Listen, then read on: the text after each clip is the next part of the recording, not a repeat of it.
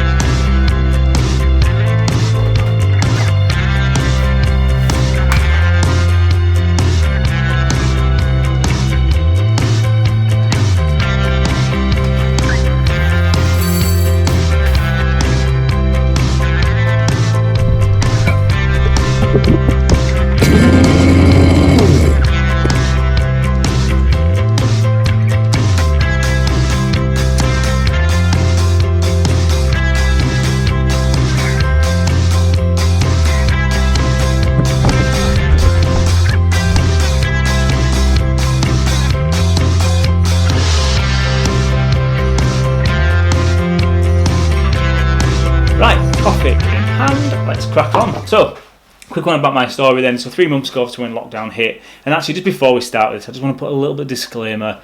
Obviously, if you've been really affected by COVID or the Black Lives Matter movement directly, I really am sorry, and I don't really know what to say about that. This video is hopefully just for trying to put my story out there for how we have tried to embrace our own specific situation with its challenges, and that's not to deflect from these really serious worldwide issues, and that's not what this is about. I just wanted to say that really up front, because this is just a really simple story for a lot of people that have probably been through this that haven't directly been affected, but have had their own struggles that are not comparable to the things I've just mentioned. So yeah, just a quick disclaimer. I don't want any confusion with that.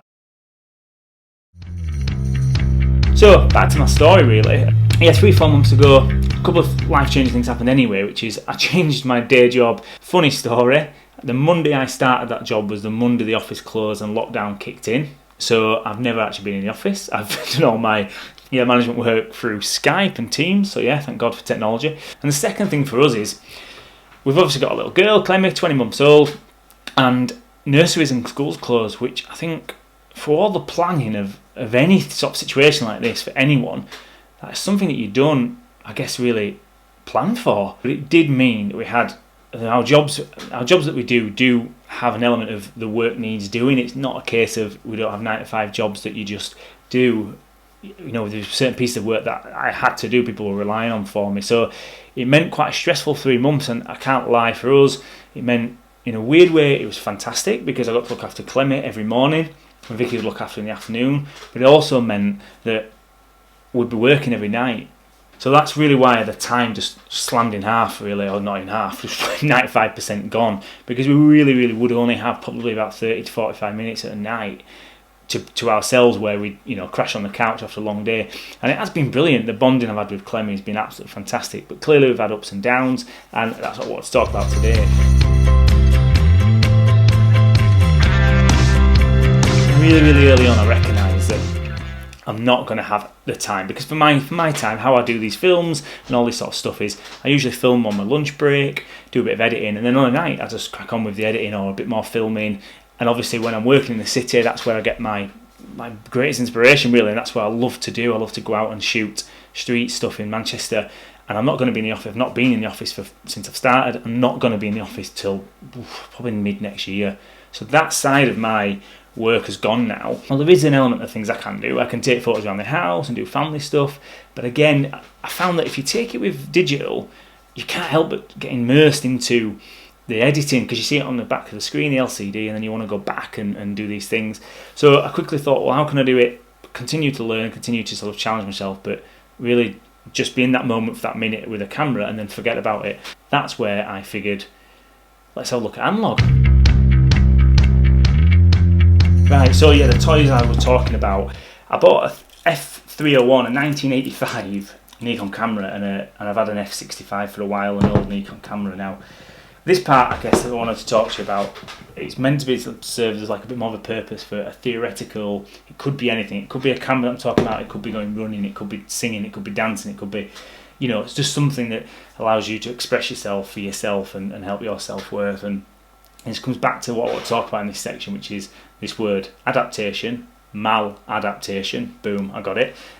So that word is used because I've been through it before in my life, really, where I've suffered from depression, or I've really suffered from various things that have happened in my life, and I've had to go down some dark roads. But I'm in a position now where I try my best to recognise it, to stay quite healthy in my mind, and that doesn't necessarily mean being positive all the time, by the way, because that's just it's just a misunderstanding that we all obviously have low moments, that's okay.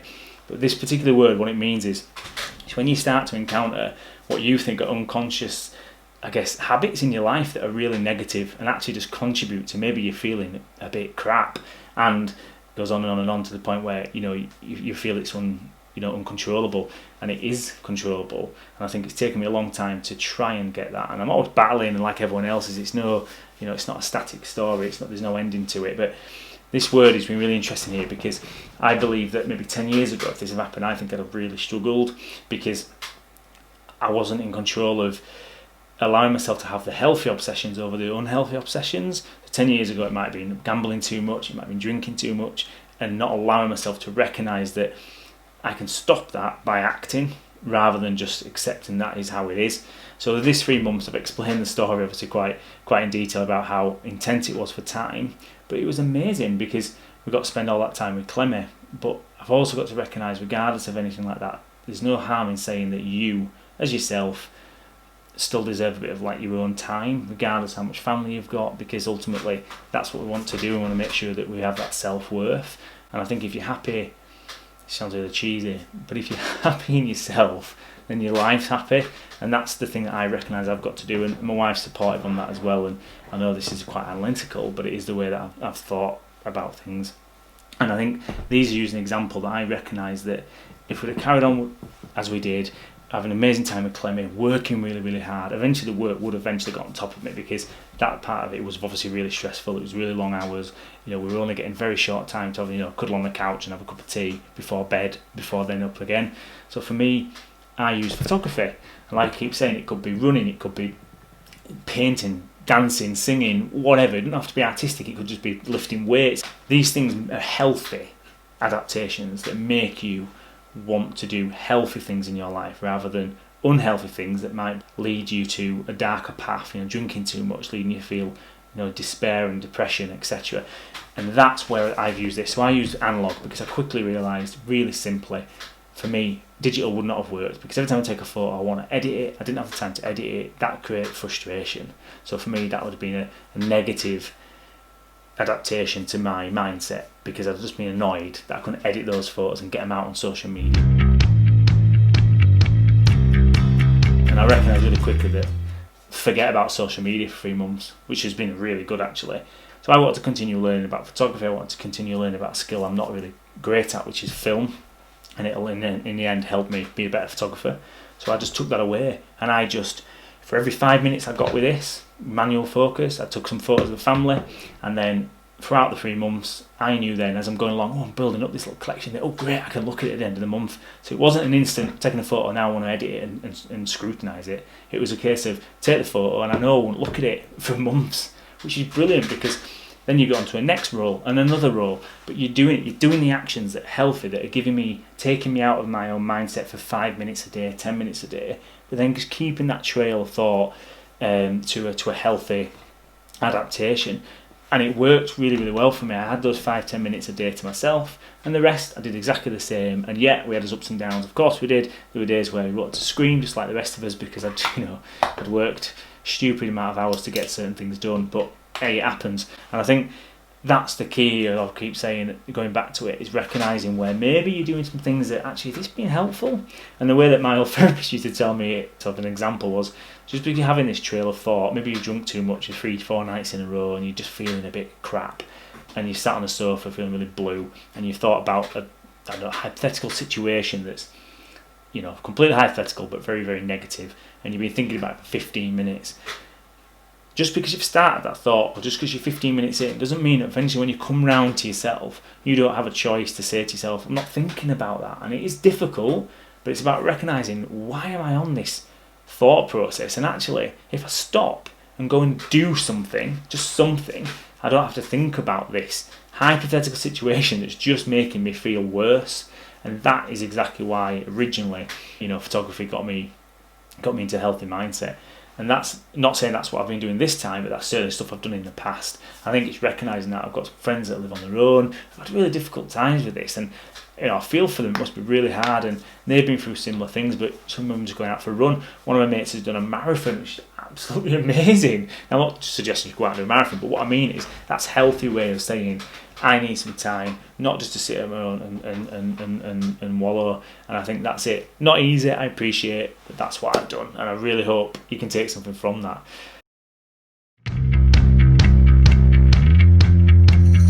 So I'm going to put a roll of film on now. Hopefully this shows you how I've gone from using manual focus for not the first time, that's a bit of an exaggeration. I do use manual focus sometimes when I'm doing like weddings, but what I mean is like a 1985 manual focus is a lot different through, and I'm going to do it from start to finish. I'm not doing them all, don't worry, and you'll see hopefully a bit of a progression of it getting better. This year I really thought it was going to be all about street, but like I said, it can't happen. So I'm going to try and get out and get some sunsets. I've scouted a few areas out which I really think could be cool, so I'm going to get those vlogs out soon. So these are photos, what do you think?